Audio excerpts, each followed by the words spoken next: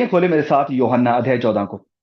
यूहन्ना अध्याय 14 को और हम मिलकर प्रभु के इस वचन में से सीखेंगे। तो सबसे पहले आयत नंबर 1 को पढ़ेंगे। John chapter 14 verse 1। यहाँ पर लिखा है कि तुम्हारा मन व्याकुल ना हो, परमेश्वर पर विश्वास रखो और मुझ पर भी विश्वास रखो। तुम्हारा मन व्याकुल ना हो।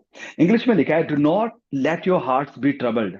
Do not let your hearts be troubled, मतलब आपके मन, आपके जो हृदय है, ये परेशान ना हो, ये चिंतित ना हो, ये ट्रबल्ड ना हो, ये व्याकुल ना हो। अब सोचने वाली बात यह है कि प्रभु यीशु ये बात क्यों कह रहे हैं। What is the reason behind saying this, कि ये बात कहने का प्रभु यीशु का असल में कारण क्या था, क्यों उनको ये कहना पड़ा। तो हम जानते हैं सारी सेटिंग को ऑलरेडी कि क्या होते आ रहा है, क्या चल रहा है अभी तक। और हम जानते हैं सारा सीन क्या है। अगर आप हमें लगातार इस मीटिंग को ज्वाइन किए हुए हैं तो आपको पता है सारी बैकग्राउंड का, कि प्रभु यीशु अपने चेलों के साथ बैठे हुए हैं। आखिरी पास ओवर जो है उसे सेलिब्रेट कर रहे हैं, खाना खा रहे हैं अपने चेलों के साथ। एक टेबल है, वहां पर बैठे हुए हैं सभी उसके चेले भी हैं। ऑफ कोर्स हम जानते हैं कि यहूदा ऑलरेडी जा चुका है। लास्ट मीटिंग में हमने सीखा था यहूदा जो पकड़वाने वाला है वो छोड़कर भाग गया था अभी। तो अब प्रभु यीशु के 11 चेले हैं और प्रभु यीशु खुद है, यानी 12 लोग इस रूम में बैठे हुए हैं और प्रभु उनसे बात कर रहे हैं और उन्हें कह रहे हैं कि तुम्हारा मन व्याकुल ना हो। अब इसका कारण क्या है, क्यों प्रभु यीशु को यह कहना पड़ा। तो ऑलरेडी अगर आप पिछली मीटिंग में हमारे साथ जुड़े हुए थे तो आपको पता है कि प्रभु यीशु ने कहा था सबसे पहली बात तो ये कि आप में से कोई एक मुझे पकड़वाने वाला है। अभी तक भी चेलों को मालूम नहीं है कि वो कौन है जो पकड़वाने वाला है।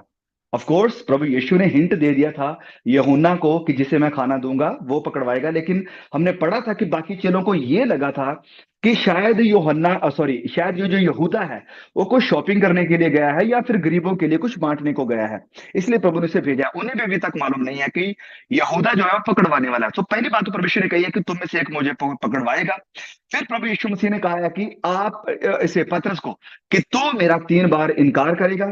फिर प्रभु यीशु मसीह ने कहा है कि आप सब लोग मुझे छोड़कर भाग जाओगे। फिर प्रभु यीशु मसीह ने कहा है कि अब मैं आप सब लोगों को छोड़कर जा रहा हूं। I am going away, living all of you alone. मैं तुम्हें तुम्हें छोड़कर जाने वाला हूं। तो ये उनके पास बहुत सारे ऑब्वियस कारण हैं कि ये लोग व्याकुल हो रहे हैं, ये ट्रबल्ड हो रहे हैं, ये परेशान हो रहे हैं। कारण क्या है, जैसे मैंने कहा, सबसे पहली बात तो परमेश्वर ने कहा कि तुम में से एक मुझे पकड़वाने वाला है। प्रभु यीशु मसीह ने कहा पतरस को कि तू मेरा इनकार करेगा। प्रभु यीशु मसीह ने कहा है कि तुम सब लोग मुझे छोड़कर अकेले भाग जाओगे। प्रभु यीशु मसीह ने कहा है कि मैं तुम्हें छोड़कर जाने वाला हूं, मैं तुम्हें छोड़कर जा रहा हूं। तो इन सब चीजों के कारण ये सब जो चेले हैं अब ये परेशान हो गए हैं। थोड़ा सा इनके मन ही मन चिंता करने लगे हैं, इनके जो मन है, जो दिल है, जो हृदय है, वो व्याकुल होने लगे हैं। प्रभु यीशु मसीह का डिपार्चर, यानी प्रभु यीशु मसीह का ने छोड़कर जाना इनके लिए किसी टॉर्चर से कम नहीं है। तो इस कारण ये काफी ज्यादा परेशान है। लेकिन प्रभु यीशु ने कहते हैं कि do not let your hearts be troubled. अब जब हम इसे ग्रीक में पढ़ते हैं तो ये एक कमांड है, ये एक आज्ञा है कि ऐसा तुम्हारे साथ नहीं होना चाहिए, ऐसा कभी भी नहीं होना चाहिए। अब प्रभु यीशु मसीह ने ये तो बिल्कुल भी नहीं कहा कि तुम्हारी जो लाइफ, तुम्हारी जो जिंदगी है वो किसी ट्रबल्ड के बिना, किसी ट्रबल के बिना नहीं होगी। मतलब तुम्हारी जिंदगी में कोई दुख, कोई परेशानियां नहीं आएंगी। लेकिन प्रभु यीशु मसीह ने ये कहा है कि इस दुख परेशानी में भरी हुई जिंदगी में जो तुम्हारा मन है, तुम्हारा दिल है, ये व्याकुल नहीं होना चाहिए, इसे ट्रबल होनी नहीं चाहिए। क्यों, ऐसा क्यों। तो प्रभु यीशु के बारे में जब हम पढ़ते हैं अध्याय 12 की, जब हम स्टडी कर रहे थे, प्लीज मैं चाहता हूं कि थोड़ा पीछे हैं। यूहन्ना अध्याय 12 और उसके वचन 27 को जब हम यहाँ वचन 27 में पढ़ते हैं तो प्रभु यीशु खुद भी व्याकुल हो रहे थे। हम जानते हैं, यहां पर लिखा है वचन 27 में कि अब मेरा जी व्याकुल है, मतलब मेरा मन, मेरा दिल व्याकुल है। इसलिए अब मैं क्या कहूं, हे पिता मुझे इस घड़ी से बचा ले, क्या मैं ये कहूं। तो प्रभु यीशु कहते हैं कि नहीं, मैं इसी कारण इस घड़ी को पहुंचा हूं। हे पिता अपने नाम की महिमा कर, पिता अपने नाम की महिमा कर। अब हम जानते हैं कि प्रभु यीशु मसीह क्यों व्याकुल हो रहे थे, उसकी स्टडी हमने ऑलरेडी करी है। प्रभु यीशु जानते हैं कि क्रूस उनके ऊपर आने वाली है, परमेश्वर का क्रोध उनके ऊपर आने वाला है, पिता से वो जुदा होने वाले हैं कुछ घंटों के लिए। तो इस कारण प्रभु यीशु इन चीजों को लेकर व्याकुल हो रहे थे। लेकिन फिर भी प्रभु यीशु, वचन में लिखा है, जब हम इब्रानियों 1-2 में पढ़ते हैं कि इन सब चीजों को प्रभु ने सहन किया, ले लिया, स्वीकार किया। क्यों, ये देखते हुए कि क्रूस के उस पार कितनी बड़ी महिमा उसके लिए रखी है और क्रूस के थ्रू कितने लोग पिता को जानने वाले हैं, कितने लोग महिमा करने वाले पिता की। तो इस कारण प्रभु यीशु जब फ्यूचर को देखते हैं तो उन्हें अंदर ही अंदर एक तसल्ली हो रही है, एक हिम्मत मिल रही है, एक दिलासा मिल रहा है। और यहां पर प्रभु यीशु मसीह चेलों को भी कह रहे हैं कि यस, ऑफ कोर्स, आपका व्याकुल होना, आपका परेशान होना कई चीजों को लेकर, कुछ बातों को लेकर, ये नेचुरल है, ये कुदरती है। लेकिन मैं आपको कह रहा हूं कि जब आप इन चीजों को देखते हैं जो आपको परेशान कर रही हैं, आपको डिस्टर्ब कर रही हैं, कि मैं आपको छोड़कर जाने वाला हूं, आप में से कोई मुझे पकड़वाने वाला है, आप में से कोई मेरा इनकार करने वाला है, आप सब लोग मुझे छोड़कर भाग जाने वाले हो, तो यस, ये बात तो है परेशान करने वाली। लेकिन आपको मुझ पर विश्वास रखना है, आपको मेरे पर भरोसा रखना है, आपको मेरी तरफ देखना है। जैसे मैं पिता की महिमा को देख रहा था, इस कारण मैं उस डिप्रेशन से बाहर आ रहा हूं, तो आपको भी बाहर आना है मेरी तरफ देखते हुए, मुझ पर विश्वास करते हुए। जैसे मैं कह रहा हूं कि प्रभु यीशु ने कभी नहीं कहा कि आपकी जिंदगी बिना ट्रबल के होगी, लेकिन प्रभु ने कहा कि जिंदगी जो ट्रबल से भरी हुई है, इसमें आपको व्याकुल नहीं होना है, इसमें आपको ट्रबल नहीं होना है, इनके ऊपर जयवंत होना जरूरी है ना। आगे प्रभु यीशु मसीह कहते हैं कि मुझ पर भी विश्वास करो जैसे तुम परमेश्वर पर विश्वास करते हो। Believe in God, you believe in me as well. तुम जैसे परमेश्वर पर विश्वास करते हो, वैसे ही मुझ पर भी विश्वास करो। और जब तुम विश्वास में मजबूत बनोगे, जब तुम मेरी तरफ देखोगे, जब तुम विश्वास में स्ट्रांग हो जाओगे, बहुत ज्यादा फर्म हो जाओगे, दृढ़ हो जाओगे, तो यहां से तुम्हें हिम्मत मिलेगी, यहां से तुम्हें शांति मिलेगी, यहां से तुम्हारे लिए कंफर्ट आएगा। देखिए, प्रभु यीशु के सिंपली यहां पर इस पहली आयत में कहने का मतलब यह है कि यस, परेशानी है, हाँ दुख है, हाँ आपको चिंता है, हाँ आपके मन व्याकुल हुए हैं, अंदर से आप डिस्टर्ब हुए हो, इस ओके, ये है। लेकिन सोल्यूशन क्या है इसका? सोल्यूशन प्रभु यीशु मसीह कहते हैं कि जैसे तुम पिता पर विश्वास करते हो, मुझ पर भी ऐसे ही विश्वास करो। And the solution is relationship. Relationship, पिता के साथ रिश्ता, वो पक्का गहरा रिश्ता, एक वो रिश्ता जब तुम्हारा होगा मेरे साथ, तो इसके थ्रू आपको कंफर्ट मिलेगा, आपको दिलासा मिलेगा, आपको हिम्मत मिलेगी इन सारी परेशानियों में खड़े होने की, खड़े रहने की। और इसकी छोटी सी मैं एग्जांपल आपको देना चाहता हूं। जब एक बच्चा, मैं क्योंकि बच्चों को हम पाल रहे हैं, बड़े हो रहे हैं हमारे हाथों में, तो बहुत कुछ सीखने को मिल रहा है इनसे, बहुत कुछ सीखने को मिल रहा है बच्चों से, बहुत कुछ हम सीखते हैं। तो जब हम अपने बच्चों को कभी अगर रात को हम लेकर जा रहे हैं कहीं बाहर, तो बच्चा परेशान होता है जब अंधेरा हो रहा है कि पापा हमें जल्दी घर चलेंगे, कोई कुत्ता आ जाएगा, कोई पकड़ देगा, भूत आ जाएगा, ये वो सब कुछ। तो हम क्या कहते हैं, अब मेरे पर भरोसा है ना, पापा साथ हैं, मम्मा साथ है, चिंता मत करो, पापा साथ है। तो उन्हें उन्हें ये हिम्मत होती है कि मुझे डरने की जरूरत नहीं है, पापा है, मम्मा है, इन्होंने मेरा हाथ पकड़ा हुआ है, इनके होते हुए कोई मेरा कुछ नहीं बिगाड़ सकता, मुझे कुछ नहीं हो सकता। हाँ, मैं अंधेरों से होकर गुजर रहा हूँ, हाँ कुत्ते बिल्लियां साइड में बड़ा चिल्ला रहे हैं, डराने की कोशिशें कर रहे हैं, लेकिन हम डरेंगे नहीं। क्यों नहीं डरेंगे? क्योंकि मम्मा पापा साथ हैं। तो सेम चीज मैं कह रहा हूं कि आ, हाँ अंधेरा है, हाँ कुत्ते आएंगे, हमें डराने की कोशिश करेंगे, लेकिन हमारी तसल्ली क्या है, हमारा कंफर्ट, हमारी शांति किस बात में है? कि पिता हमारे साथ है। Relationship with God is the solution to overcome all the troubles. सारी चिंताओं, फिक्र, परेशानियों के ऊपर जयवंत होने का एक ही सोल्यूशन है, और वो है अब्बा खुदा के साथ हमारा रिश्ता, प्रभु यीशु मसीह को जानना। ओके, चलिए आगे बढ़ते हैं वचन 2 में। तो वचन 2 में क्या लिखा है? मेरे पिता के घर में बहुत से रहने के स्थान हैं, और यदि ना होते तो मैं तुमसे कह देता, क्योंकि मैं तुम्हारे लिए जगह तैयार करने के लिए जाता हूं। और यदि मैं जाकर तुम्हारे लिए जगह तैयार करूं, तो फिर आकर तुम्हें अपने यहां ले जाऊंगा, कि जहां मैं हूं वहां तुम भी रहो। जहां मैं जाता हूं तुम वहां का मार्ग जानते हो। ना, ध्यान से सुने। अब फिर से मैं कह रहा हूं कि ये जो स्टडी है बड़ी डीप होने वाली है, और ज्यादा, स्पेशली जब हम इस हिस्से पर आएंगे कि क्यों प्रभु यीशु ने कहा था कि राह, सच्चाई और जिंदगी में हूं, वो हिस्सा बड़ा सीरियस है। तो मैं चाहता हूं कि वहां तक आप प्लीज ध्यान से बने रहें। अब यहां पर प्रभु यीशु मसीह कह रहे हैं कि मेरे पिता के घर में बहुत सारे रहने के स्थान हैं। जो वर्ड है वो ट्रांसलेट हुआ था मैंशंस। मैंशंस मतलब बहुत ज्यादा कमरे हैं, अनगिनत कमरे, जहां पर आप रह सकते हैं, मतलब कि सभी के लिए कमरा है। Nobody is going to be left. कोई ऐसा नहीं रहेगा जिसे कमरा नहीं मिलेगा, हर किसी के पास जगह होगी, हर किसी को जगह मिलेगी, जिन्होंने मुझ पर विश्वास किया है, जिन्होंने मेरे ऊपर भरोसा रखा है। तो प्रभु यीशु मसीह कहते हैं कि हाँ, इस बात में तुम्हारा भरोसा होना चाहिए, इस कारण व्याकुल ना हो। चिंता मत करो, क्योंकि मैं जा रहा हूं अपने पिता के पास, और जब मैं जाता हूं तो तुम्हारे लिए जगह तैयार करूंगा, और मेरे पिता के घर में, परमेश्वर कह रहा है कि बहुत सारे रहने के स्थान हैं। सो हमारा कॉन्फिडेंट किस बात में है? हमारे डर के ऊपर जीत कहां से आती है? वो इस बात से कॉन्फिडेंस हमें मिलता है that we are going to have a future reunion with our Lord and with our saviour. कि हमारे जो उद्धार करता है, हमारे उद्धार के जो चैंपियन में से यीशु हैं, हम दोबारा उनके साथ मिलाप करेंगे।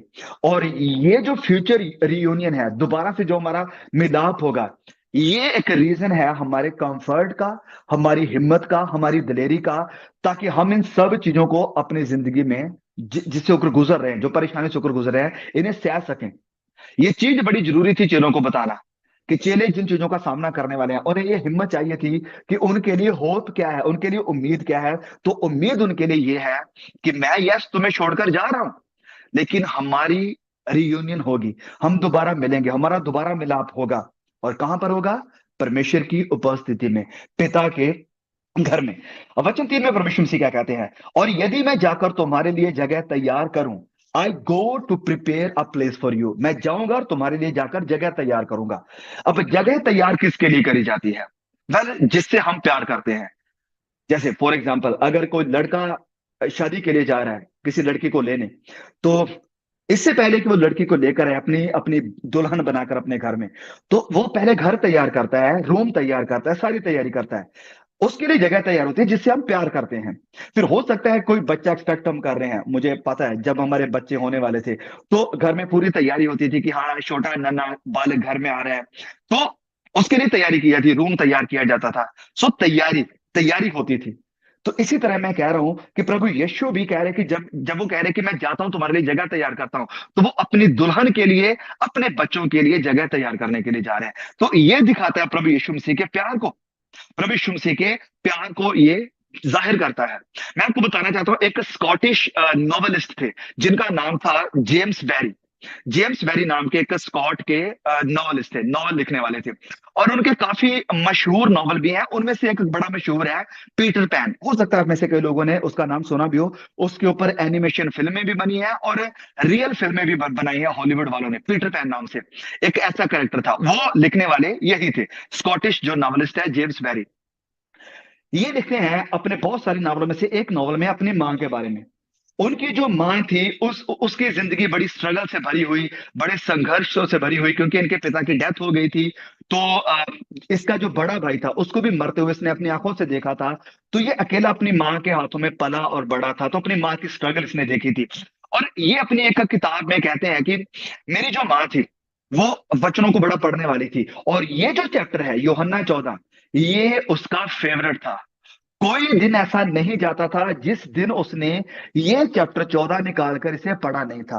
कोई दिन ऐसा नहीं जाता था, हर पल, हर दिन कोई भी हिस्सा उसने पढ़ा, ओके ठीक है, लेकिन 14 चैप्टर को वो जरूर पढ़ती थी।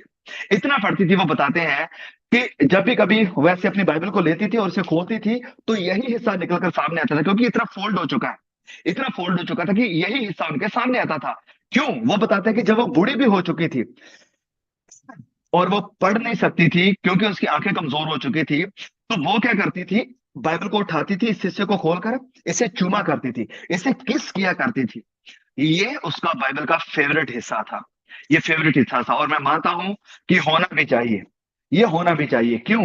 क्योंकि इसमें हम सब के लिए उम्मीद है, और वो उम्मीद कैसी है और क्या है, आगे हम सीखने वाले हैं ना। यहां पर परमेश्वर मसीह कह रहे हैं कि मैं जाता हूं, मैं जाकर तुम्हारे लिए जगह तैयार करता हूं, मैं जाकर। तो यहां से हमें एक चीज सीखने को मिल रही है कि क्रूस के ऊपर जाना और क्रूस का रास्ता चुनना, ये कोई एक्सीडेंट नहीं था। इसे यहूदी लोग प्लान नहीं कर रहे थे, इसे रोमी सिपाही प्लान नहीं कर रहे थे, इसे मसीह यीशु ने खुद प्लान किया था, खुद इनिशिएट किया था। और इसीलिए प्रभु यीशु मसीह कहते हैं कि तुम इस मंदिर को ढा दो और मैं इसे तीसरे दिन फिर खड़ा कर दूंगा। तो ये प्रभु यीशु मसीह का खुद का प्लान था। जैसे वो कहते हैं कि मैं जाकर तुम्हारे लिए जगह तैयार करूंगा, मैं जा रहा हूं। और फिर प्रभु यीशु मसीह आगे क्या कहते हैं? तो फिर आकर तुम्हें अपने वहां ले जाऊंगा, कि जहां मैं रहूं वहां तुम भी रहो। सेम प्लेस, जहां मैं रहने वाला हूं वहां तुम भी रहो। वही होटल होगा, वही रूम होगा जहां मैं रुकूंगा, और मैं चाहता हूं कि सिर्फ मैं अकेला वहां पर नहीं होऊंगा, आप लोग भी मेरे साथ होंगे। प्रश्न करेंगे मैं जाता हूं फिर आऊंगा। अब यहाँ पर बात सिर्फ परमेश्वर रेजरेक्शन की नहीं कर रहे हैं कि हाँ मैं तीसरे दिन मुर्दों में से जी उठूंगा और तीसरे दिन के बाद मैं फिर आपके पास आ जाऊंगा, नहीं। यहाँ पर रेजरेक्शन की बात नहीं है। यहाँ पर पवित्र आत्मा की भी बात नहीं है कि हाँ मैं पवित्र आत्मा के रूप में तुम्हारे पास आऊंगा। ऑफ कोर्स वो हुआ है, हम जानते हैं। लेकिन यहाँ पर बात हो रही है प्रभु यीशु के दूसरे आगमन की, जब वो फिजिकली, वचनों में जैसे देखा है कि बादलों पर दिखाई देंगे, and the great gathering will happen. एक बहुत बड़ी गैदरिंग वहां पर होगी। और ये जो प्रभु यीशु का दूसरा आगमन है, इसकी बात ऑफ कोर्स प्रभु यीशु मसीह ने यहां तो करी ही है कि मैं जाता हूं तुम्हारे लिए जगह तैयार करूंगा और फिर आऊंगा और तुम्हें ले जाऊंगा ताकि जहां मैं हूं वहां तुम भी रहो। यहां पर प्रभु यीशु मसीह ने बात करी मत्ती 24 में अंतिम समय की भविष्यवाणियां करते हुए भी प्रभु यीशु मसीह ने इसकी बात करी। और संत यूहन्ना, संत पौलुस, सारे चेले इस प्रभु यीशु मसीह के दूसरे आगमन का जिक्र करते हैं अपने खतों में। और मैं चाहता हूं कि हम एक खत पढ़े पौलुस के द्वारा लिखा हुआ, पहला थेसलोनिकियो, अध्याय 4 वचन 16 और 17। First Thessalonian chapter number 4 verse 16 and 17। पहला थेसलोनिकियो अध्याय 4 वचन 16 और 17 को मैं पढ़ूंगा आपके लिए। यहां पर लिखा है, तो यहां पर प्रभु यीशु मसीह के आगमन की बात हो रही है। तो ये जो मैसेज है ये मसीहों की उम्मीद है, यही हमारी आशा है, यही ये चीज है प्रभु यीशु का दूसरा आगमन, द एडवेंट ऑफ क्राइस्ट, ये हमारी उम्मीद है। इसके बाहर हम नहीं जा सकते हैं। तो प्रभु यहाँ पर संत पौलुस क्या कहते हैं, इसी बात को याद करते हुए जो प्रभु यीशु ने कही, वो कहते हैं कि प्रभु आप ही ललकार से उतरेगा। ललकार से, ललकार कैसी होती है? ललकार चुप चुप के, चोरी चोरी, छिप छिप के, डर डर के आना नहीं। ललकार मतलब जैसे राजा आते थे दहाड़ते हुए कि हाँ भैया तैयार हो जाओ हम आ रहे हैं। तो वचन लिखा कि प्रभु आप ही स्वर्ग से उतरेगा और उस समय ललकार और प्रधान दूत का शब्द सुनाई देगा, यानी फरिश्ते का बड़ा शब्द सुनाई देगा और परमेश्वर की तुरी भी फूंकी जाएगी। तुरी की आवाज होगी, प्रधान दूत का आवाज होगा और ललकार होगी। और फिर लिखा है कि जो मसीह में मरे हैं वह पहले जी उठेंगे और तब हम जो जीवित और बचे रहेंगे उनके साथ बादलों पर उठा लिए जाएंगे कि हवा में प्रभु से मिले, और इस रीति से हम सदा प्रभु के साथ रहेंगे। इस रीति से हम सदा प्रभु के साथ रहेंगे। और आगे लिखे ना वचन 18 में, इस प्रकार इन बातों से एक दूसरे को शांति दिया करो। इस बात में एक दूसरे को शांति दिया करो। क्या शांति थी जो थेसलोनिके की कलीसिया थी? वो लोग कष्टों को उठा रहे हैं, वो लोग मसीह के ऊपर विश्वास के कारण दुखों को उठा रहे हैं, स्ताव का सामना कर रहे हैं, विश्वास के कारण मारे जा रहे हैं, बड़ी रिजेक्शन का सामना करना पड़ रहा है, कोई उन्हें काम नहीं दे रहा है, बड़ी मुश्किल हो रही है इनके लिए। तो ये लोग अपनी उम्मीद, अपनी शांति खो रहे हैं। तो संत पौलुस लिखते हैं कि कम ऑन, ये संसार ही हमारे लिए शांति नहीं है। एक दिन आएगा, यदि हम मसीह के लिए मर भी जाते हैं, खत्म भी हो जाते हैं, तो पौलुस कहता है कि जो मर गए वो पहले उठेंगे, उनके लिए उम्मीद ज्यादा है। जो स्ताव सहते सहते वो खत्म हो गए हैं, उनके लिए उम्मीद ज्यादा है। फिर हम भी उनके साथ उठा लिए जाएंगे। और इन सारी बातों के कारण एक दूसरे को तसल्ली दिया करो कि ये संसार हमारा फाइनल घर नहीं है। हमारे पास उम्मीद है एक जिंदगी की जो कभी खत्म ना होने वाली है। तो इस बात में वचन में लिखा है, पौलुस कहते हैं एक दूसरे को तसल्ली दिया करो कि हाँ हमारा दुल्हा हमें लेने के लिए आ रहा है। तो प्रभु यीशु यहाँ पर इन चेलों को भी तसल्ली यही दे रहे हैं। क्या तसल्ली? कि मैं जाता हूं तुम्हारे लिए जगह तैयार करता हूं और मैं जाऊंगा फिर आऊंगा और तुम्हें अपने पास ले जाऊंगा ताकि जहां मैं हूं वहां तुम भी रहो। कोई इंसान इतिहास में मैंने नहीं देखा, नहीं पढ़ा, किसी की बायोग्राफी नहीं देखी, किसी बड़े से बड़े पैगंबर, पीर, नबी, किसी ने भी इतनी बड़ी बात कही हो जो प्रभु यीशु ने कही है। इस कारण मैं कहता हूं Jesus is greatest of all. प्रभु यीशु ही असल में सबसे महान है। क्यों?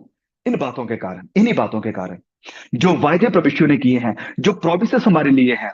ये प्रॉमिस किसी ने नहीं किया दुनिया में, किसी ने भी। इतिहास उठाकर देख लो कि मैं जहां मैं हूं वहां तुम भी रहो, मैं जाऊंगा तुम्हारे लिए जगह तैयार करूंगा। कोई भी ऐसा प्रॉमिस नहीं कर पाया क्योंकि किसी को पता ही नहीं था कि वो जा कहां रहे हैं, और दूसरों को भी वो उम्मीद नहीं दे सकते थे। प्रभु यीशु को पता था, इस कारण वो मुझे और आपको उम्मीद देते हैं। ओह वाह, what a blessed saviour we have. कितना अद्भुत हमारा सेवियर है, महान उद्धार करता है।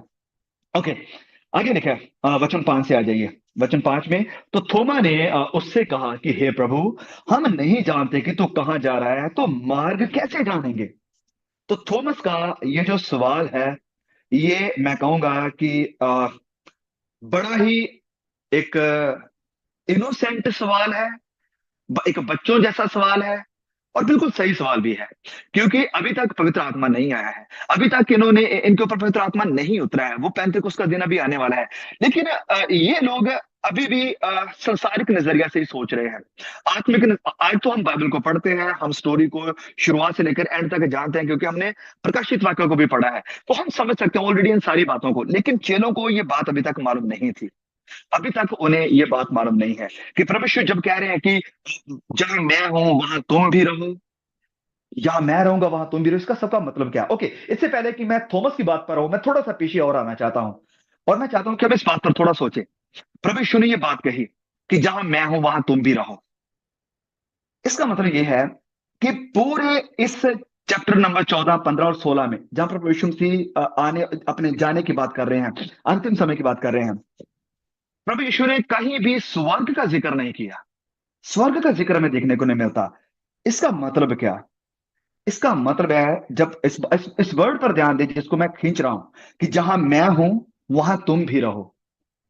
मतलब the entire focus of a being gather to him, मतलब हमारा प्रभु के साथ मिलाप का होना, इसका फोकस स्वर्ग नहीं है कि हम स्वर्ग जाना चाहते हैं। स्वर्ग स्वर्ग स्वर्ग नहीं, स्वर्ग नहीं है।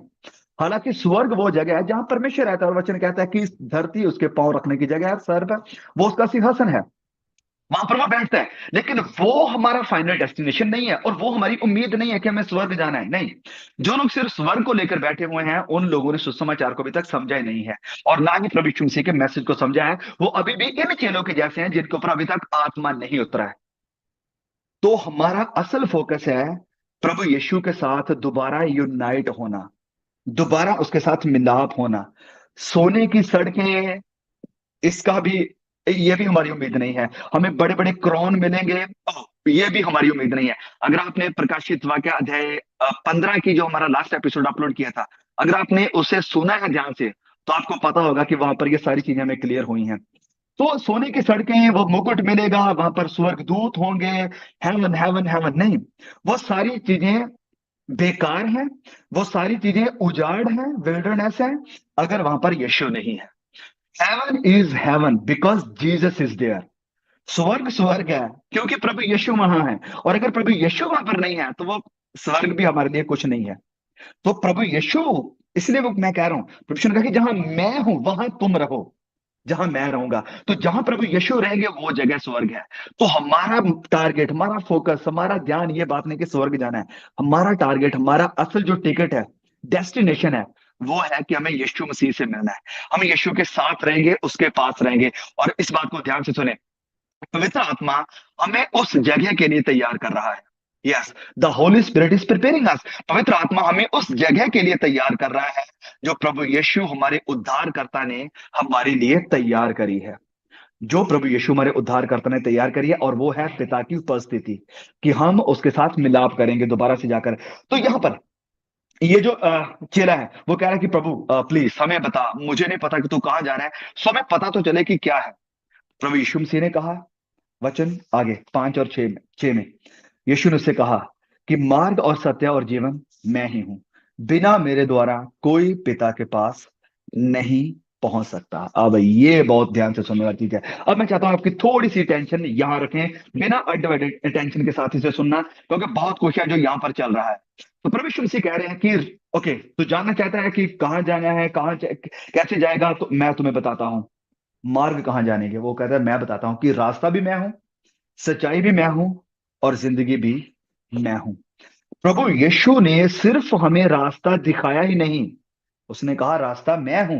प्रभु यीशु ने सिर्फ सच्चाई को सिखाया ही नहीं, प्रभु यीशु ने कहा सच्चाई मैं हूं। प्रभु यीशु ने जिंदगी के गुप्त भेद हमें नहीं बताए, उसने कहा जिंदगी मैं ही हूं, जिंदगी मैं ही हूं। प्रभु यीशु ने यह नहीं कहा, इस बात पर भी ध्यान दें यहां पर फिर से, कि राह सच्चाई और जिंदगी मैं हूं, और बिना मेरे द्वारा कोई पिता के पास नहीं पहुंच सकता। प्रभु यीशु ने यह नहीं कहा कि बिना मेरे द्वारा कोई स्वर्ग नहीं पहुंच सकता। प्रभु यीशु ने कहा बिना मेरे द्वारा कोई पिता के पास नहीं पहुंच सकता। अब इस सब का मतलब क्या है? कि प्रभु यीशु ही रास्ता है, वही सच्चाई है, और वही जिंदगी है। अब इसे थोड़ा सा हम जानते हैं। चलिए, अब थोड़ी सी स्टडी होने वाली है हमारी डीप, और आपको ध्यान से सुनना पड़ेगा। आए मेरे साथ बाइबल की सबसे पहली किताब उत्पत्ति, और उसके कुछ पहले अध्याय को देखेंगे। पहले अध्याय यानी तीसरे अध्याय वचन 23 को। उत्पत्ति अध्याय 3 और उसके वचन 23। Genesis chapter number 23 verse 24। Okay, फिर से मैं बता दूं, उत्पत्ति अध्याय 3 वचन 23 और 24। यहां पर क्या लिखा है? अब हम जानते हैं कि यहाँ पर सीन क्या है कि आदम और हवा ने पाप किया है। प्रभु की उपस्थिति से उन्हें काट दिया गया है, मतलब उन्हें बाहर निकाल दिया गया है। और फिर क्या हो रहा है उसका सीन है यहाँ पर। इसलिए यहोवा परमेश्वर ने उसको अदन की वाटिका में से निकाल दिया कि वह उस भूमि पर खेती करे जिसमें से वह बनाया गया था। इसलिए आदम को उसने निकाल दिया और जीवन के वृक्ष के मार्ग का पहरा देने के लिए अदन की वाटिका के पूर्व की ओर क्रूबों को और चारों ओर घूमने वाली ज्वाला में तलवार को भी नियुक्त कर दिया। ज्वाला में तलवार को भी नियुक्त कर दिया। ध्यान दे, कुछ वर्ड जो जहां पर हमें दिखाई दे रहे हैं। जीवन के वृक्ष, जीवन के वृक्ष का मार्ग, जीवन का वृक्ष का जो मार्ग है, they have been cut from that. उससे आदम और हवा निकाल दिए गए हैं। उनके पास अब कोई एक्सेस नहीं है कि ये लोग वापस इस जीवन के पेड़ के पास आ सके, इसके फल में से खा सके और इसका रास्ता भी मालूम कर सके। क्यों? क्योंकि उसके लिए एक वचन में लिखा है कि तलवार, तलवार चल रही है उसके आसपास।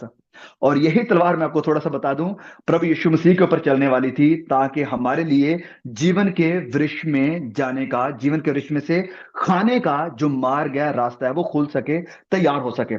तो इन बातों पर ध्यान दे। द ट्री ऑफ लाइफ, जो एक जीवन का पेड़ है, उसके ऊपर गार्ड, उसके ऊपर सिक्योरिटी लगा दी गई है। तो ध्यान रखें इन बातों पर। अब आ जाए आगे, एक्सोडस, निर्गमन।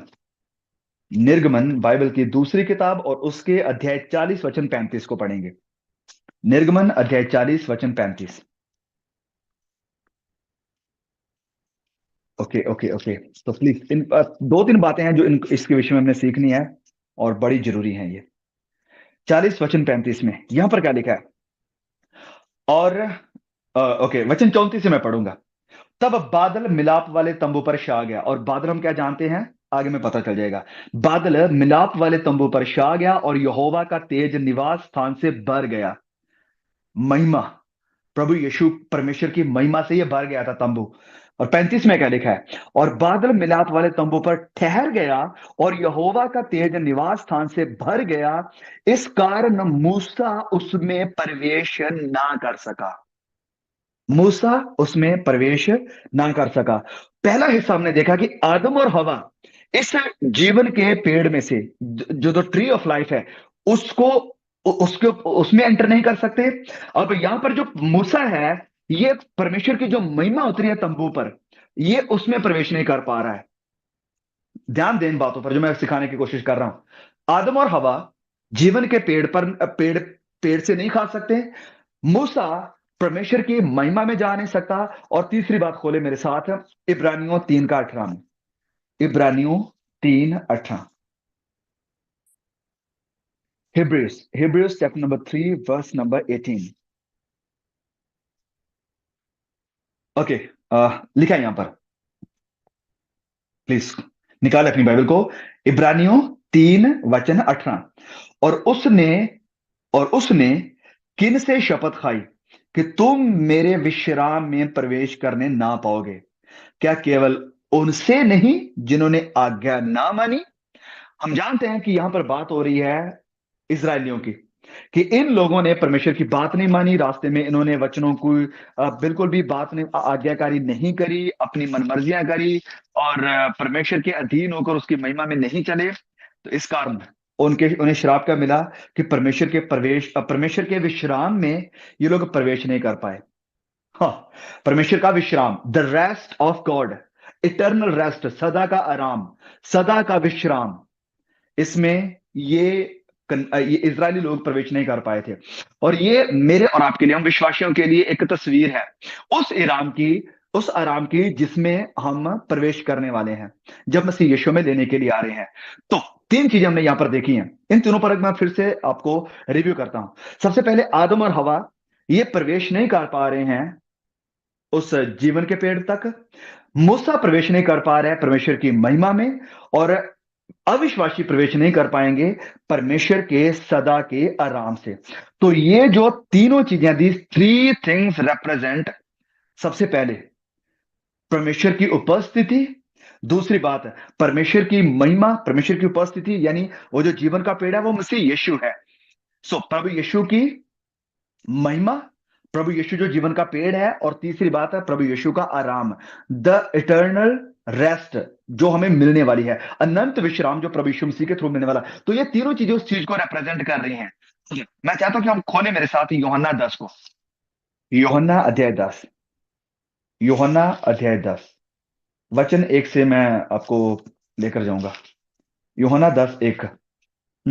ओके, यहां पर लिखा है, मैं तुमसे सच सच कहता हूं कि जो कोई द्वार से भेड़शाला में प्रवेश नहीं करता परंतु किसी दूसरी ओर से चढ़कर आता है, वह चोर है और वह डाकू है। परंतु जो द्वार के भीतर से प्रवेश करता है वह भेड़ों का चरवाहा है। और उसके लिए द्वार पार द्वार खोल देता है, और भेड़ भेड़ उसका शब्द सुनती है, और वह अपनी भेड़ों का नाम लेकर उन्हें बुलाता है और वो बाहर ले आता है। जब वह अपनी सब भेड़ों को बाहर निकाल चुकता तो उनके आगे आगे चलता है, और भेड़ें उसके पीछे पीछे हो लेती हैं, क्योंकि वह उसका शब्द पहचानती है। परंतु वह पराये के पीछे नहीं जाएंगी परंतु उससे भागेगी, क्योंकि वह पराये का शब्द नहीं पहचानती। और यीशु ने उनसे ये दृष्टांत में कहा, परंतु वह ना समझे कि ये क्या बातें हैं जो वह कहता है। अब यहां पर इस हिस्से को पढ़ने के बाद हमें क्लियरली समझ में आ रहा है कि प्रभु यीशु यहां पर बात कर रहे हैं कि मैं अच्छा चरवाहा हूं, मैं सच्चा चरवाहा हूं। और जब हमने इस हिस्से की स्टडी करी थी तो बड़ा डीपली हमने जाना था, तो इसलिए मैं ज्यादा इसमें नहीं आऊंगा। लेकिन कुछ बातें मैं चाहता हूं कि हम ध्यान रखें। सबसे पहले प्रभु यीशु मसीह कह रहे हैं कि मैं भेड़ों का असल चरवाहा हूं और सही रास्ते के थ्रू लेकर जा रहा हूं लोगों को। फिर वचन 7 में वो कहते हैं, यीशु ने फिर उनसे कहा कि मैं तुमसे सच कहता हूं कि भेड़ों का द्वार मैं हूं। I am the door. और जितने मुझसे पहले आए सब चोर और डाकू हैं, परंतु भेड़ों ने उनकी ना सुनी। द्वार यानी डोर मैं हूं, और यदि कोई मेरे द्वारा भीतर प्रवेश करेगा तो वह उद्धार पाएगा और भीतर बाहर आया जाया करेगा और चारा पाएगा। और वचन 10 में क्या लिखा है, चोर किसी और काम के लिए नहीं आता, केवल चोरी करने, घात करने और नष्ट करने को आता है। परंतु मैं इसलिए आया कि जीवन पाए, और बहुतायत का जीवन पाए। जीवन पाए, और कोई आम जीवन नहीं। यहां पर लिखा है बहुतायत का जीवन, बहुतायत का जीवन। मेरे प्रिय भाई और बहनों, क्या आपको समझ में आ रहा है यहां पर प्रभु यीशु सच्चा चरवाहा है। प्रभु यीशु यहां पर कह रहे हैं कि मैं ही दरवाजा हूं, और जो कोई मेरे थ्रू जाएगा, मेरे थ्रू जो होकर जाएगा, तो वो अनंत काल की जिंदगी जिससे निकाल दिया गया था आदम और हवा को, और वहां पर लिखा है कि जीवन के पेड़ का जो मार्ग है उसे ब्लॉक कर दिया गया था, सिक्योरिटी वहां पर लगी हुई थी। अब वो मार्ग खुला है मसीह यीशु के थ्रू। और प्रभु यीशु कह रहे हैं कि जो मैं दरवाजा हूं और जो मेरे थ्रू आएगा वो अनंत जिंदगी पाएगा। या प्रभु यीशु ने 10 में कहा कि बहुतायत की जिंदगी को वह पाएगा। और बहुतायत की जिंदगी, अनंत जिंदगी क्या है? यूहन्ना अध्याय 17 वचन 3 में लिखा है। ओके, मैं चाहता हूं कि खोले हम इसको जरा। यूहन्ना अध्याय 17 वचन 3।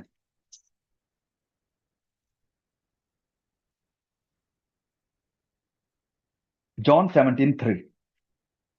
अनंत जीवन क्या है? और अनंत जीवन ये है, अनंत जीवन क्या है? अनंत जीवन स्वर्ग जाना नहीं, सिर्फ सिर्फ स्वर्ग जाना नहीं। अनंत जीवन प्रभु यीशु मसीह के मुताबिक क्या है कि अनंत जीवन ये है कि वह एकमात्र सच्चे परमेश्वर को और यीशु मसीह को जिसे तूने भेजा है जाने। यीशु मसीह को जानना, दैट इज इटर्नल लाइफ। प्रभु यीशु को जानना, उसे अपनी जिंदगी में स्वीकार करना, ये ही अनंत जिंदगी है। फिर चाहता हूं कि प्रकाशित वाक्य में, प्रकाशित वाक्य 22:14 को, बाइबल की बिल्कुल आखिरी किताब और आखिरी अध्याय में आ जाए। प्रकाशित वाक्य अध्याय 22 और उसके वचन 14 में यूं लिखा है। हम्म मैं चाहता हूं कि आप ये जो डॉट्स, ये जो पॉइंट मैंने आपके सामने रखे हैं, पहला आदम, आदम से निकाल दिया गया आदम और हवा को, और जीवन का वृक्ष वहां पर था। फिर मूसा परमेश्वर की महिमा में प्रवेश नहीं कर पा रहा था। फिर वायदा की हुई धरती यानी परमेश्वर का विश्राम, उसमें लोग प्रवेश नहीं कर पाए थे जिन्होंने विश्वास नहीं किया था। अब यहां पर देखें वचन 14 में, रेवलेशन चैप्टर नंबर 22 वर्स 14 लिखा है, धन्य वह है जो अपने वस्त्र धो लेते हैं, अपने वस्त्र धो लेते हैं किससे? प्रभु यीशु मसीह के लहू से, क्योंकि उन्हें जीवन के वृक्ष के पास आने का अधिकार मिलेगा और वह फाटकों से होकर नगर में प्रवेश करेंगे। वाह! जब मैंने इन सब चीजों को देखा तो मैं खुद हैरान था कि इतनी गहरी सच्चाइयां प्रभु यीशु के वचनों में है, लेकिन कभी कहीं से सीखने को नहीं मिली। धन्य वो है जिन्होंने अपने वस्त्र यीशु के लहू से धो लिए हैं, क्योंकि उन्हें जीवन के वृक्ष यानी मसीह यीशु के पास आने का अधिकार मिलेगा। जीवन का वृक्ष यीशु मसीह है, और वह फाटकों से होकर नगर में प्रवेश करेंगे। फाटक का मसीह यीशु है, उसके थ्रू होकर नगर यानी परमेश्वर की उपस्थिति में, परमेश्वर की उपस्थिति, वो महिमा जिसमें मूसा प्रवेश नहीं कर पाया था, जिसमें वायदा की हुई धरती जिसमें इस्राएली प्रवेश नहीं कर पाए थे, परमेश्वर का सदा का आराम, उसमें प्रवेश करेंगे हम जीवन के पेड़ में से भी खाएंगे जिससे आदम और हवा नहीं खा सके। हम परमेश्वर की महिमा में भी जाएंगे जहां मूसा नहीं जा सका। हम परमेश्वर के अनंत विश्राम में भी जाएंगे जहां इस्राएली नहीं जा सके। किसके कारण?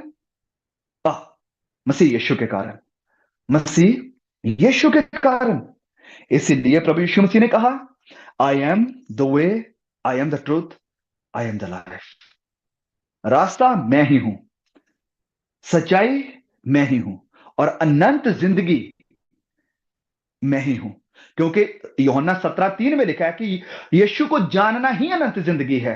और जब हम इसी यीशु को जानते हैं, सिर्फ उसके बारे में पढ़ना नहीं, उसके बारे में स्टडी करना नहीं, no no no no no no no, ये नहीं कि हाँ हम उसके बारे में जानते हैं, उसकी स्टडी करते हैं, प्रभु यीशु को अपनी जिंदगी में उतारना, द रियल पर्सन, असल मसीह यीशु अपनी जिंदगी में से उतारना, यही है अनंत जिंदगी।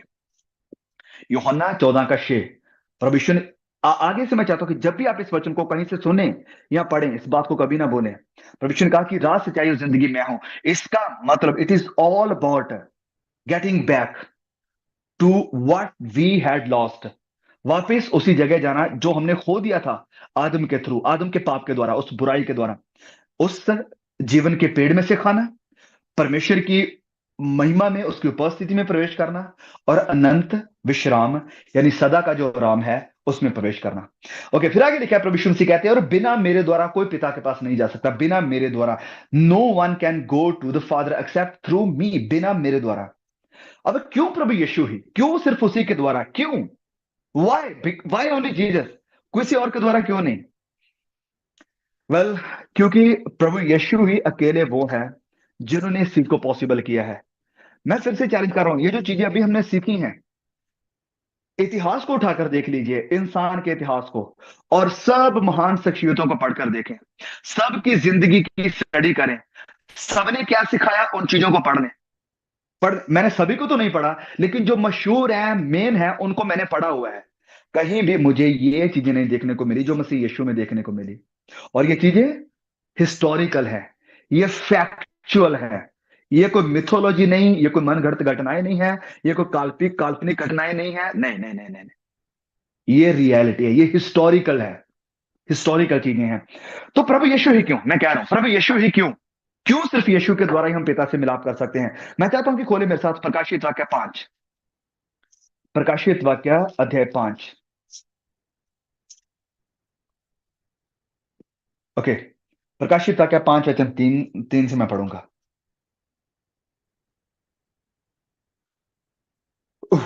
ओके,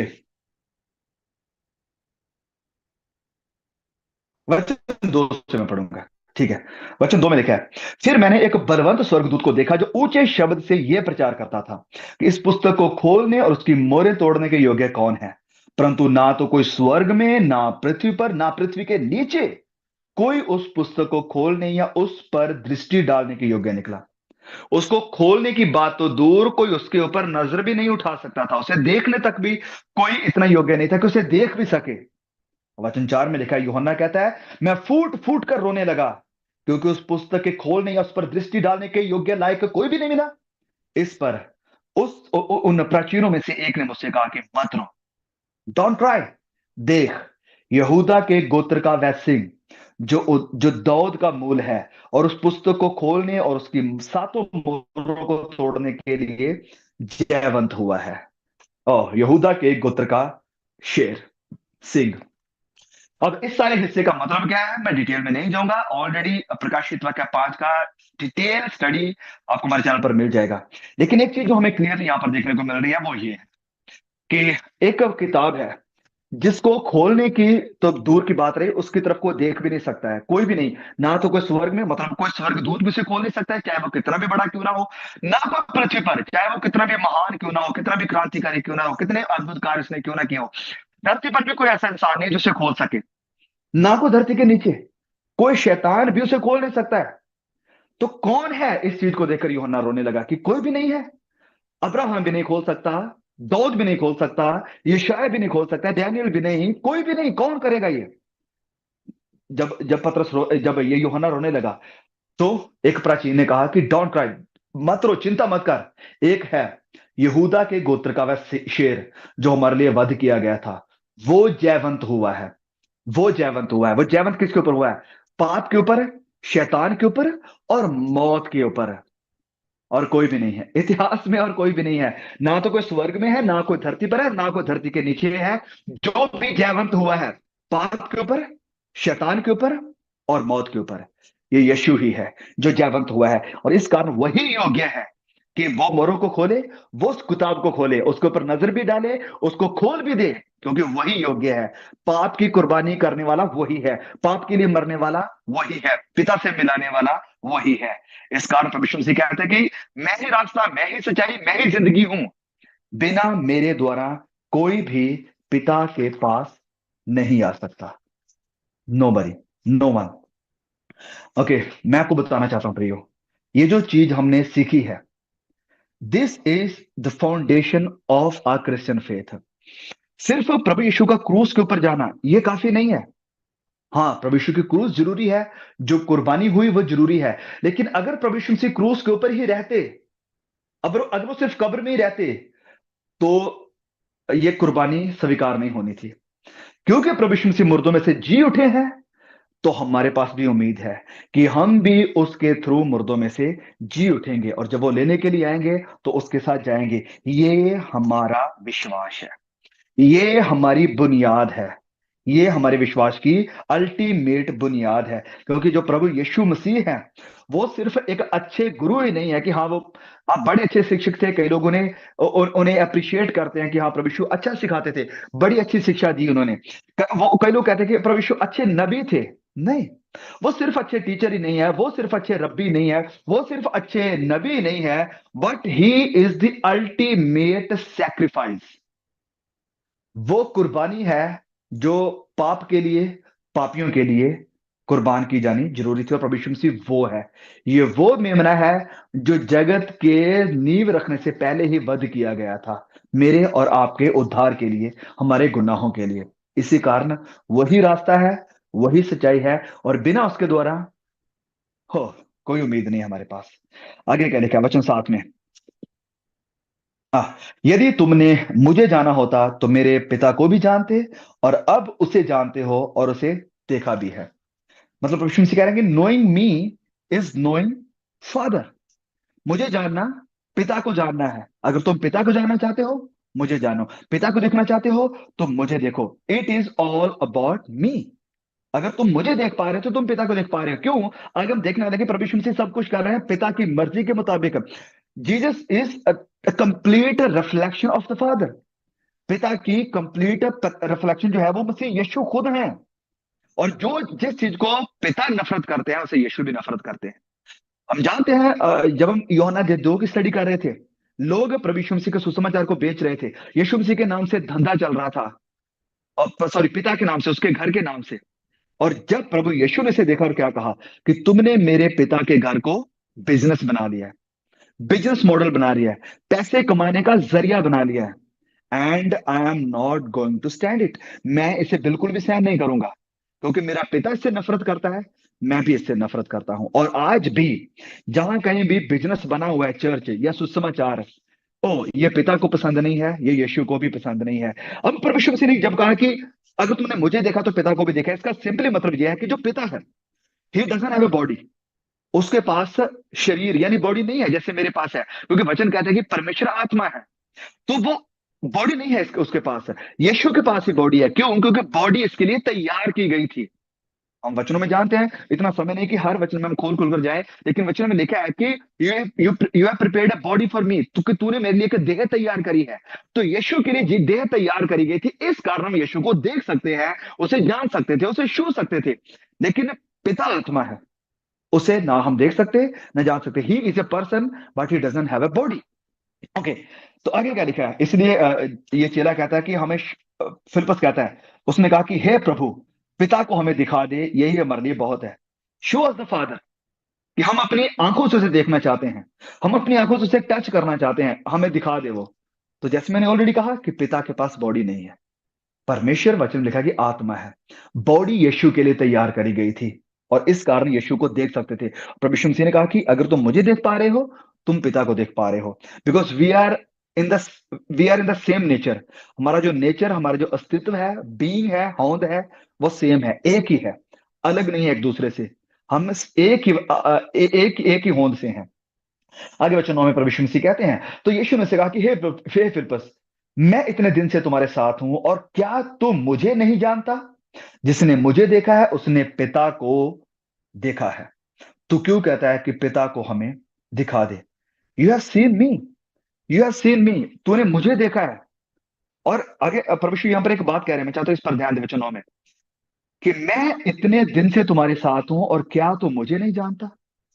मैं, यू हैव सीन मी, और इतने साल से मैं तुम्हारे साथ रहा हूं, और yet you do not know me, you have not known me, तूने मुझे जाना ही नहीं। आज बहुत सारे चर्च जाने वाले मसीहों का भी यही हाल है। चर्च तो जाते हैं, यीशु के बारे में पढ़ते तो हैं, यीशु के बारे में सुनते तो हैं, यीशु की महिमा के लिए गाने भी गाते हैं, सब कुछ करते हैं, लेकिन ऐसा पॉसिबल है कि हमारे बारे में भी ये शब्द कहा जाए कि इतने समय से मैं तुम्हारे साथ हूं, मेरे बारे में तुम सुन रहे हो, पर फिर भी तुम मुझे नहीं जानते, फिर भी तुम मुझे नहीं जानते। हम परखें अपने आप को कि कहीं ये बात हमारे बारे में ना कही जाए। ओके, आगे लिखा है वचन 10 में। ओके, इससे पहले तो मैं 10 में हूं, इस बात पर मैं चाहता हूं एक बार थोड़ा ध्यान दे कि हे फिलिप्पस, मैं इतने दिन से तुम्हारे साथ हूं, और क्या तू मुझे नहीं जानता? अगर तूने मुझे जाना है तो तू मेरे पिता को भी जानता, तूने मुझे देखा तो मेरे पिता को भी देखा। अब मैं चाहता हूं कि इस बात पर थोड़ा ध्यान दे कि अगर तूने मुझे देखा तो तूने पिता को भी देखा। क्या कोई सृष्टि, क्या कोई इंसान, क्या कोई नबी ये बात कह सकता है जो प्रभु यीशु मसीह ने यहां पर कही है? ऑब्वियसली नॉट, बिल्कुल भी नहीं। कोई इंसान के बस की बात नहीं है कि वो ये बात कह दे कि अगर तूने मुझे देखा है तो तुम लोगों ने परमेश्वर को देख लिया। ये हमारे मुसलमान भाई बहन जो चैलेंज करते हैं कि यीशु मसीह तो परमेश्वर नहीं है, मैं उन्हें यही सिंपल एक बात कहता हूं कि क्या आप ये कह सकते हो कि जिसने मुझे देखा उसने अल्लाह को देखा? कोई नहीं कह सकता। अरे नहीं नहीं नहीं, हम इंसान होते हुए ये कैसे कह सकते हैं? तो मैं वही बताने की कोशिश कर रहा हूं कि यीशु ये कैसे कह सकता था अगर वो इंसान था। He is more than that, वो उससे कहीं बढ़कर है। और आगे ये चीज है, और हमें वचनों से प्रूव होगी यही बात कि प्रभु यीशु मसीह कैसे परमेश्वर है। ओके, तो वचन 10 में क्या लिखा है? क्या तू विश्वास नहीं करता कि मैं पिता में हूं और पिता मुझ में है? हो, कोई इंसान नहीं ये कह सकता, कोई सृष्टि ये नहीं कह सकती कि परमेश्वर मुझ में और मैं परमेश्वर में हूं। ये बातें जो मैं तुमसे कहता हूं अपनी ओर से नहीं कहता, परंतु पिता मुझ में रहकर अपने काम करता है। ये जो मेरा मैसेज है, प्रभु यीशु कह रहे हैं, ये मेरा अपना नहीं है। ये जो मेरी बातें हैं ये मेरी अपनी नहीं है, मेरी अपनी अथॉरिटी से नहीं है। इससे इसका मतलब क्या? इसका मतलब सिंपली यह है कि प्रभु यीशु ने अपनी पूरी जिंदगी गुजारी पूरी परमेश्वर के ऊपर, डिपेंडेंस के ऊपर, और परमेश्वर की मर्जी में रहकर, और परमेश्वर की गाइडेंस में रहकर। पूरी जिंदगी प्रभु यीशु मसीह की इसी चीज में थी, पिता की महिमा के लिए, पिता की मर्जी में रहते हुए, और पिता पर निर्भर रहते हुए। इन चीजों में रहकर प्रभु यीशु मसीह ने अपनी पूरी जिंदगी गुजारी। खोलो मेरे साथ यूहन्ना 5:19, यूहन्ना 5:19,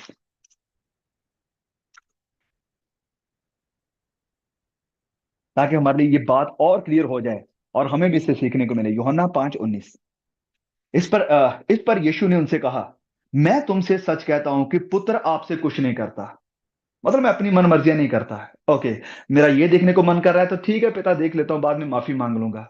मेरा वहां जाने का मन कर रहा है, प्लीज जाने दो, नहीं। प्रभु यीशु कह रहे हैं कि पुत्र, अगर मैं और आप भी हैं, अपने आप को पिता के बेटे और बेटियां मानते हैं, तो हमें भी इस चैलेंज को लेना पड़ेगा, और लेना चाहिए मैं कहूंगा।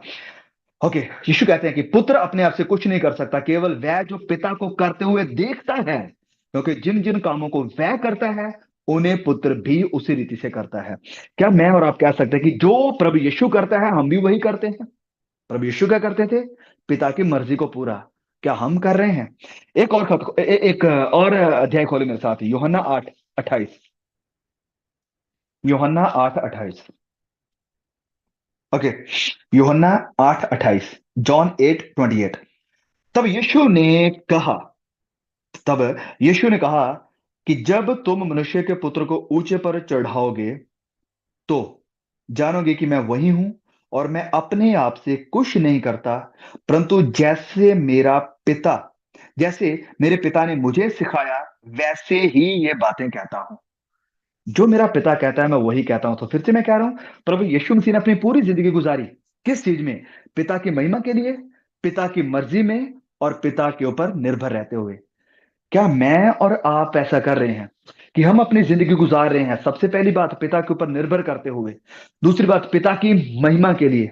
और तीसरी बात है, पिता की गाइडेंस में, उसकी महिमा के लिए, उसके ऊपर निर्भर करते हुए, उसकी महिमा के लिए।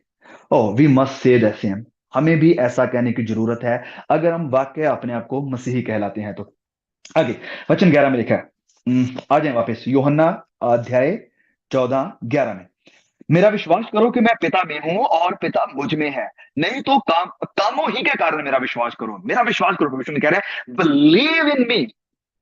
बिलीव, मेरा विश्वास करो कि मैं पिता में हूं और पिता मुझ में है।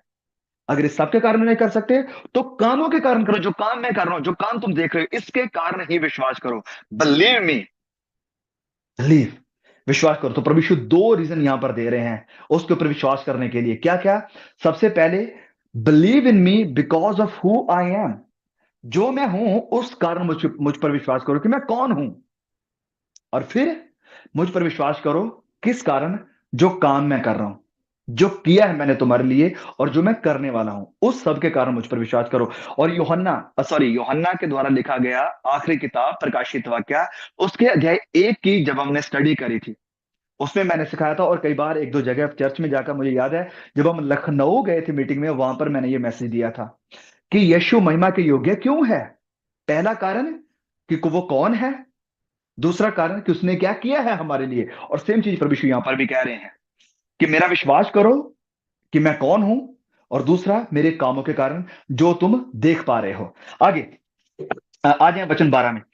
मैं तुमसे सच सच कहता हूं कि जो मुझ पर विश्वास रखता है, ये काम जो मैं करता हूं वह भी करेगा, वरन इनसे भी बड़े काम करेगा, क्योंकि मैं पिता के पास जाता हूं।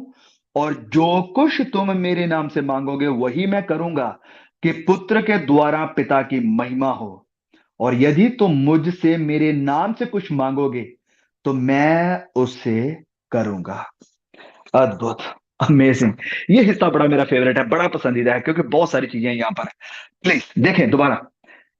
प्रभु यीशु मसीह कह रहे हैं when you believe in me you will do greater works, कि तुम बड़े काम करोगे। मैं तुमसे सच सच कहता हूं कि यदि तुम मुझ पर विश्वास करते हो तो जो काम मैं करता हूं वह भी करेंगे। प्रभु यीशु कह रहे हैं इससे भी बड़े जो मैंने करे हैं, इनसे भी बड़े काम करोगे ना।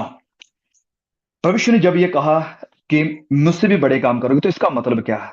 तो ऑब्वियसली जो कैरिज्मेटिक प्रीचर हैं, जो प्रोस्पेरिटी प्रचारक हैं, वो कहेंगे कि चिन्ह चमत्कार करना, बड़े अद्भुत काम करना है, यही बड़े काम है। No, Jesus is not talking about the sensational work, but he is talking about the magnitude of the work. कि ये नहीं कि अद्भुत काम करेंगे लोगों को हाँ वाह अद्भुत, नहीं। मैग्नीट्यूड मतलब इससे भी बड़ी क्वालिटी। और मैं बताता हूं इसका मतलब क्या है। वर्क्स ऑफ ओबीडियंस, सबसे पहले ओबीडियंस। मुझसे भी बड़े काम करोगे, कि जैसे मैं पिता के प्रति आज्ञाकार हूं तुम भी होगे। जैसे मैं पिता की बात मानते आ रहा हूं तुम भी मानोगे। जैसे मैं पिता के अधीन होकर काम कर रहा हूं तुम भी करोगे। जैसे मैं वही बोलता हूं वही करता हूं जो पिता को करते हुए देखता हूं, तुम भी वही करोगे जो यीशु को करते हुए देखते हो। उसी महिमा में, उसी नम्रता में, उसी कंपैशन के साथ, उसी पैशन के साथ तुम भी करोगे जैसे तुमने मुझको करते हुए देखा है। और फिर एक बड़ी अद्भुत चीज है, एक बड़ा काम, the work of reaching to many with the gospel, कि बहुत सारे लोगों तक सुसमाचार को लेकर जाना। और हम जानते हैं कि चेलों ने ये काम किया, और ये काम प्रभु यीशु से भी बड़ा था। ये काम प्रभु यीशु मसीह से भी बड़ा था। प्रभु यीशु मसीह के चेले कितने बचे थे हम जानते हैं। प्रकाश प्रेरितों के काम उसके अध्याय 1 में 120 लोग इकट्ठे हैं। और जब प्रभु यीशु के चेलों पर पवित्र आत्मा उतरा, और जब पहला मैसेज हुआ, पहले सरमन में ही, पहले प्रचार में ही, पहली रिवाइवल मीटिंग में ही, कितने हजार लोगों ने बपतिस्मा लिया था? 3,000 लोगों ने। यह बड़ा काम था। ये एक बड़ा काम था, ग्रेटर वर्क देन जीसस। यीशु से भी बड़ा ये काम था, क्योंकि प्रभु यीशु भी इतने लोगों को बपतिस्मा नहीं दे सके थे जितना यहां इन लोगों ने दिया है। और फिर प्रभु यीशु एक ही एरिया में रिस्ट्रिक्टेड थे। वो इस जगह से बाहर नहीं गए थे, लेकिन अब चले जाने वाले थे। दुनिया के कोने कोने में फैलने वाले थे। उस जगह पर भी प्रचार को लेकर जाने वाले थे, सुसमाचार को लेकर जाने वाले थे, जहां प्रभु यीशु नहीं गए थे। ये बड़े काम होने वाले हैं। फिर से मैं कह रहा हूं, यहां पर सिर्फ चिन्ह चमत्कारों की बात नहीं है। प्रभु यीशु के चेलों ने भले ही ये चिन्ह चमत्कार भी किए, बड़े उन्होंने भी अद्भुत काम किए, लेकिन it is more than that. अगर ये हम चिन्ह चमत्कारों की ही बात करें, तो कि चिन्ह चमत्कार बड़े होंगे जो प्रभु यीशु मसीह ने किए, तो बताएं मुझे इतिहास में कौन ऐसा चेला रहा या कौन ऐसा नबी रहा जिसने कभी अपने शब्द से कमांड देकर आंधियों और तूफानों को, और जो जो समुद्र में तूफान उठते हैं उनको रोक दिया हो? किसी ने भी नहीं। कौन है जिसने 5 रोटियां और 2 मछलियां लेकर उसे ट्रिपल डबल कर दिया हो, उसे बढ़ा दिया, उसे मल्टीप्लाई कर दिया हो? किसी ने भी नहीं किया। यह समझाते हैं डेविड मुलर की कहानी को, कि कैसे अद्भुत तरीके से उनके लिए खाने का इंतजाम हुआ था जब वो बच्चों को ऑर्फनेज चला रहे थे। लेकिन ऐसे चमत्कार की यहाँ पर विष्णु सी बात नहीं कर रहे कि मुझसे बड़े चमत्कार होंगे। बड़े काम की बात हो रही है। और बड़ा काम क्या? कि बहुत सारे लोगों तक सुसमाचार को लेकर जाओगे। चले तो गए, फिर जब संत पौलुस इस टीम में शामिल हुआ, तो हम जानते हैं कि सबसे ज्यादा अलग अलग देशों में जाकर सुसमाचार फैलाने वाला संत पौलुस था। प्रभु यीशु ने भी ये काम नहीं किया। प्रभु यीशु कभी रोम में नहीं गए, प्रभु यीशु कभी गलातिया में नहीं गए, प्रभु यीशु कभी सीरिया में नहीं गए थे, प्रभु यीशु कभी उन 7 चर्चेस की तरफ नहीं गए जो वहां पर खड़े हुए थे, एफिसिया में या टर्की में। वो चेले लेकर गए थे। ये बड़ा काम चेलों ने किया था। ओके, आगे लिखा है वचन 13 में, जो कुछ तुम मेरे नाम से मांगोगे, जो कुछ तुम मेरे नाम से मांगोगे, वही मैं करूंगा, कि पुत्र के द्वारा पिता की महिमा हो। पुत्र के द्वारा पिता की महिमा हो ना। प्रभु यीशु मसीह कह रहे हैं कि जो कुछ तुम मेरे नाम से मांगोगे, वो ही मैं करूंगा। और वो होगा किस काम के लिए? वो मांग रहा है किस चीज के लिए? कि जिसमें पिता की महिमा हो। ये बात प्रभु यीशु मसीह यहां पर कह रहे हैं वचन 13 में, कि जो कुछ तुम मेरे नाम से मांगोगे, वही मैं करूंगा, कि पुत्र के द्वारा पिता की महिमा हो। और जब वो काम मैं करूंगा तुम्हारे लिए, तो उसमें पिता की महिमा होगी। उसमें अपनी महिमा नहीं कि हाँ देखो भैया, हमने प्रार्थना करी, हमारे लिए ये बड़ा घर बन गया, ओ प्रेज द लॉर्ड, हालेलुया, मैंने ये कर दिया, मैंने वो कर दिया, मैं ये नहीं कर पाता था, मैंने वैसा कर दिया। नहीं, उसमें अपनी स्वार्थ की महिमा कुछ नहीं है, अपने लिए कुछ नहीं, सब कुछ पिता के लिए, पिता की महिमा के लिए, उसकी मर्जी में रहकर, उसकी मर्जी में रहकर मांगा। और जब हम उसकी मर्जी में रहकर उसकी महिमा के लिए कुछ मांगेंगे, तो वचन में लिखा है कि वो जरूर करेगा, वो काम जरूर करेगा। और अगर आप कुछ मांगना चाहते हैं, ask something for God's glory, वो चीज मांगे जो परमेश्वर की महिमा के लिए है। परखें हम अपने आप को कि क्या हम उस चीज को मांग रहे हैं जो परमेश्वर की महिमा के लिए है। कौन सी चीज है जो परमेश्वर की महिमा के लिए है? एग्जाम्पल के बारे में आप चाहते हैं, चलिए मैं आपको एग्जाम्पल बताता हूं। एग्जाम्पल, आप प्रार्थना करें, प्रार्थना मांगे प्रभु से कि पिता, मेरे अंदर से सारी बिटरनेस, सारी कड़वाहट को दूर कर दे। ओह, ये पिता की महिमा के लिए है। मांगे से, अगर आप मांगना चाहते हैं, मांगे कि प्रभु, मेरा टेम्पर लूज होता है, मुझे बड़ी जल्दी गुस्सा आ जाता है, क्रोध आ जाता है, प्लीज इसे अपनी महिमा के लिए मेरी जिंदगी से दूर कर दो। मांगना है तो मांगे कि अपनी शरीर का अभिलाषाओं के ऊपर मैं जयवंत होना चाहता हूं, प्लीज पिता मेरी मदद करें। मांग रहे हैं तो मांगे कि पिता, पैसे के प्रति मेरा लोभ इसे खत्म कर दें। मांग रहे हैं तो मांगे कि पिता, मैं दूसरों से प्यार करने वाला बनूं, दूसरों की परवाह करने वाला बनूं, दूसरों की मदद करने वाला बनूं। मांग रहे हैं तो इस बात को मांगे कि पिता प्लीज मुझे तैयार कर, मुझे हिम्मत दे, मुझे दिलेरी दे, ताकि मैं लोगों को जाकर तेरा कलाम सुनाऊं, सुसमाचार सुनाऊं। आज ये सीजन जो चल रहा है क्रिसमस का, ये बड़ा अवसर है हमारे पास कि हम जाकर लोगों को बता सके कि यीशु दुनिया में क्यों आए। पिता मुझे दिलेरी दे, मेरे मन को हिम्मत दे कि मैं जाकर लोगों को बता सकूं। और ये पिता की महिमा के लिए होगा, ये पिता की महिमा के लिए होगा। और मैं कह रहा हूं कि अगर आप इन चीजों में से कोई भी एक चीज मांगोगे, प्रभु यीशु कभी ना नहीं कहेंगे। He will never say no. Yes, ये वो चीज है जिसे कभी भी प्रभु यीशु ना नहीं कहेंगे, कभी नहीं। सीरियसली बता रहा हूं, कभी ना नहीं कहेंगे वो, क्योंकि ये पिता की महिमा के लिए है। इसमें आपका या मेरा स्वार्थ नहीं, इसमें टोटल कंप्लीट पूरी तरह से प्रभु की महिमा है। फिर वचन 14 को देखें। अब यहाँ पर यह आखिरी से इसको हम पढ़ के यहाँ पर इस मीटिंग को रोकेंगे। यदि तुम मुझसे मेरे नाम से कुछ मांगोगे तो मैं उससे करूंगा। मैं एक हमारे मसीह भाई हैं, श्याम शमौन, शायद आप में से किसी लोगों ने उसका नाम सुना होगा। वो इस्लाम धर्म से मसीहत में आए हैं। अ, उनको किसी मुस्लिम ने चैलेंज किया कि बताओ कहां पर यीशु ने अपने आप को खुदा कहा है। वो इस हिस्से पर उन्हें लेकर आए, यूहन्ना 14 का 14 में। उन्होंने कहा कि पढ़ो इसे। और उस इंसान के अंदर इतना शैतान काम कर रहा था कि वो उसे पढ़ ही नहीं पा रहा था। उसकी जुबान रुक गई, थरथराने लगा, वो कांपने लगा, वो पढ़ ही नहीं पाया इस हिस्से को। क्या लिखा है यहां पर? यदि तुम मुझसे मेरे नाम से कुछ मांगोगे। प्रभु यीशु अगर चला जाएगा तो वो हर किसी के पास तो नहीं रहेगा। तो फिर हम पूरी दुनिया में जितने मसीह हैं कैसे यीशु के नाम से मांग सकते हैं, अगर वो हर जगह मौजूद नहीं है, अगर वो हर किसी की बात सुन नहीं सकता। हर जगह मौजूद यानी ओमनी प्रेजेंट कौन है? सिर्फ परमेश्वर है। ओमनीशेंट यानी सब कुछ को जानने वाला कौन है? सिर्फ परमेश्वर है। तो प्रभु यीशु यहाँ पर ओमनी प्रेजेंट ओमनीशेंट होने की ही बात कर रहे हैं कि मैं ओमनी प्रेजेंट हूं, मतलब मैं हर जगह मौजूद हूं। मैं ओमनीशेंट हूं, मतलब मैं सब कुछ को जानता हूं। आप मांगो मुझसे, जहां कहीं से भी मांगोगे मैं उसे पूरा करूंगा।